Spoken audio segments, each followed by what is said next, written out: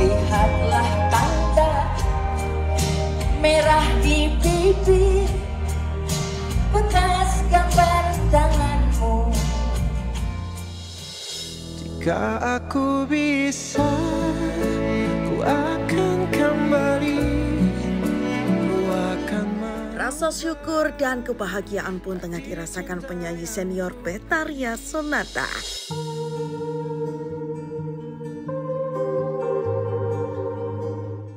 Ya, sempat menderita penyakit stroke pada Mei 2024 lalu hingga memilih vakum sementara dari dunia tarik suara yang membesarkan namanya.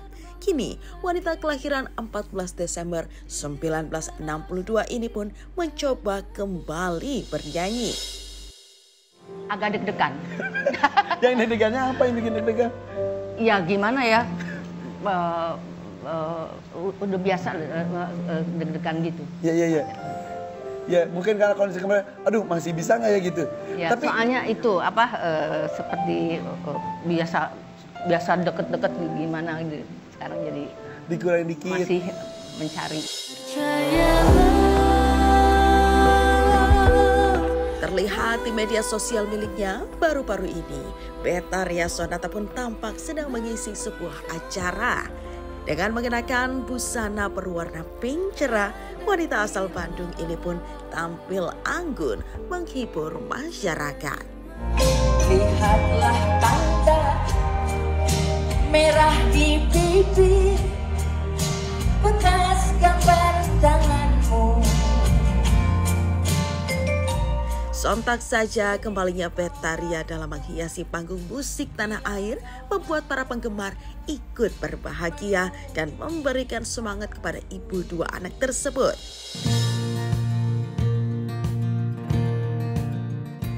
Sahabat cantik, semoga keputusan Betharia untuk kembali menghiasi musik tanah air saat ini bisa mendapatkan keberkahan yang lebih dari Allah Subhanahu wa Ta'ala.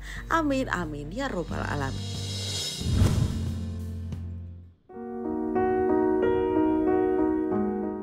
Jadi saya awalnya juga mulai dengan bikin produk yang untuk perawatan rambut di salon-salon, ya shampoo, cream bath, tempat keriting seperti itu. Rumah saya tempat saya bekerja itu terbakar habis. Kondisinya boleh dikatakan minus waktu itu. Kenapa minus? Saya punya utang sama supplier. Saya waktu itu putuskan kenapa bangkit kembali. Karena yang saya pikirkan waktu itu karyawan. Kalau saya tutup kan karyawan nggak punya penghasilan. Jadi kebayang kalau saya tutup berarti karyawan nggak dapat THR. Jadi dengan semangat orang lain itu yang membuat saya bisa bangkit kembali.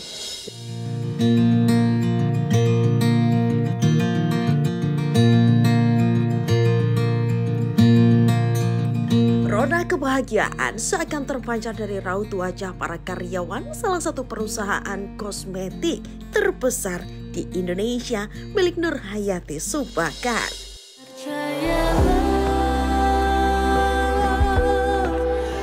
Ya, bagaimana tidak, sekitar 1.200 karyawan diterbangkan ke negeri jiran untuk mengikuti acara catering perusahaan. Semestinya semesta bersorak menyuruh. Sahabat cantik, jika ditelisik jauh ke belakang, perjalanan karir sosok Nur Hayati Subakar tak serta-merta diraih secara cuma-cuma. Ya, mengawali karir sebagai seorang apoteker, wanita lulusan ITB Farmasi ini mencoba peruntungannya dengan berbisnis shampoo khusus untuk penata rambut profesional pada tahun 1985 silam. Seiring berjalannya waktu, mendapat omset yang terus-menerus melonjak, terbesit dalam pikiran Nur Hayati untuk mengembangkan bisnisnya ke dunia kosmetik bersertifikasi halal untuk para muslimah di Indonesia pada tahun 1995 lalu. Nah, tahun 90 saya kan dapat ujian terbakar habis, Bu. Rumah saya tempat saya bekerja itu terbakar habis. Kondisinya boleh dikatakan minus waktu itu. Kenapa minus? Saya punya utang sama supplier, saya punya piutang kan faktur-fakturnya banyak yang udah kebakar. Toko-toko tuh nggak mau bayar.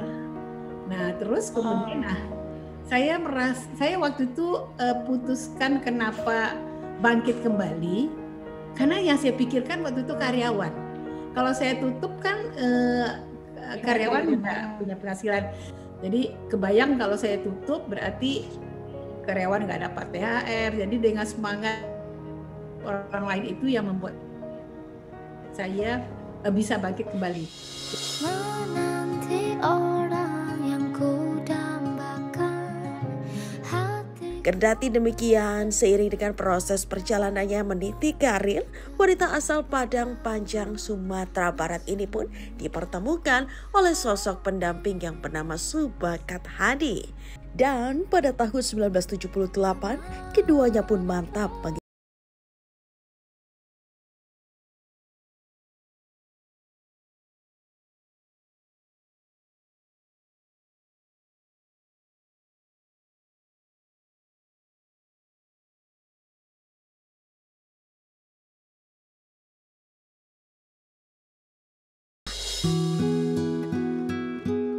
Kalau sosok ibu menginspirasi saya, kalau dalam berkeluarga sih saya merasanya ibu tuh walaupun sibuk tapi selalu punya waktu buat anaknya gitu. Dan kalau lagi sama anaknya ya fokus, nggak ke distract yang lain gitu.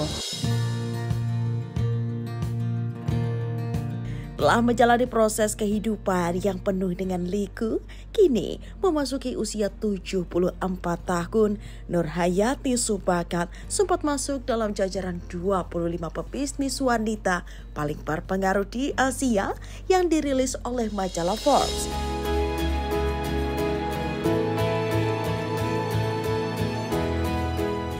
Tanggung-tanggung, ia juga memiliki kekayaan bersih sekitar 24,3 triliun rupiah. Bahkan, ia juga dianugerahkan kehormatan honoris causa dari ITB pada tahun 2019 lalu dan berdonasi kepada ITB sebesar 52 miliar rupiah untuk keperluan riset, beasiswa, dan infrastruktur. Masya Allah.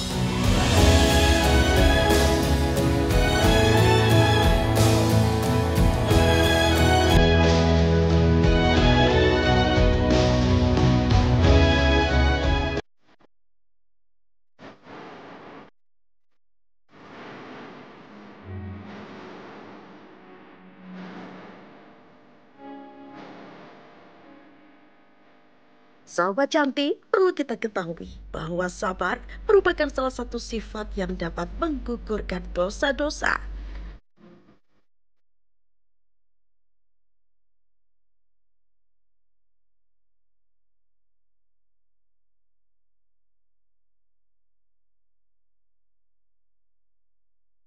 Dan percayalah bahwa rencana Allah Subhanahu wa Ta'ala akan selalu lebih baik dari yang kamu kira.